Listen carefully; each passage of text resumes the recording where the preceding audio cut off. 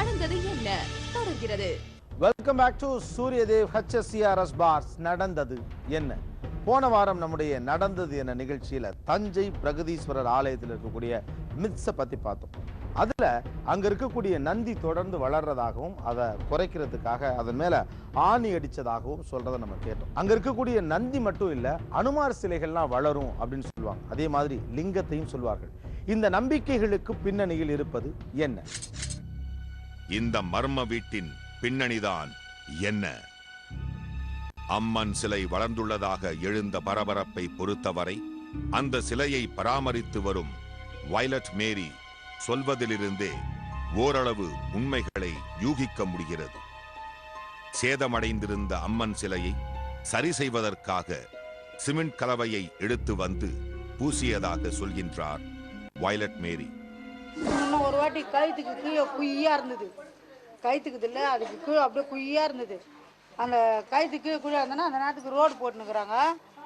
ஒரு பக்கெட்டில் வந்து அந்த கலவெல்லாம் மாறி போய் ஒரு பக்கெட்டில் வந்து இந்த கலவையெல்லாம் மாறி போய் போட்டு இந்த கயிற்றெல்லாம் மூடிட்டாங்க.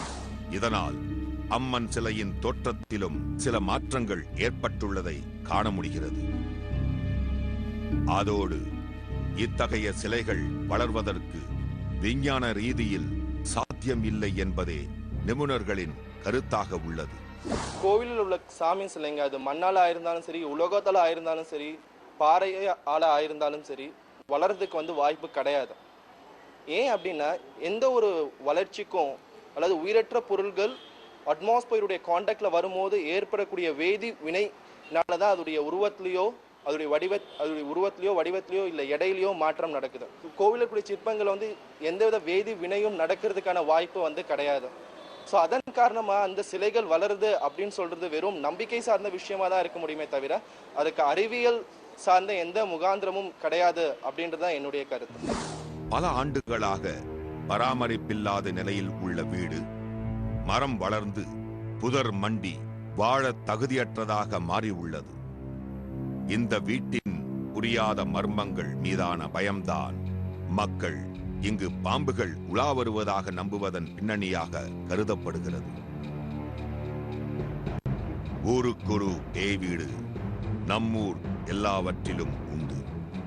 ஊருக்கு வெளியே பயமுறுத்தும் இந்த வீடுகளைப் போல சென்னையின் பரபரப்பான பகுதிக்கு நடுவே அமைந்துள்ள இந்த வீடும் இங்கு பரபரப்பை கூட்டியபடி இருக்கிறது.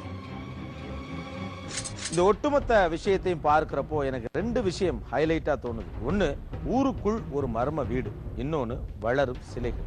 இந்த ரெண்டு நம்பிக்கையுமே இன்னைக்கு நேரத்தில் இல்ல, காலம் காலமாக நம் மக்களிடம் இருந்து கொண்டுதான் இருக்கு.